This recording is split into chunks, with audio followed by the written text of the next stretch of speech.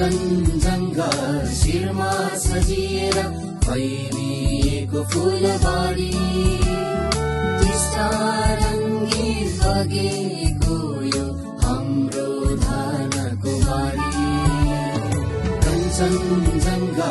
शिरमा सजिएर फैलिएको फुलबारी टिस्टा रङ्गीन बगेको यो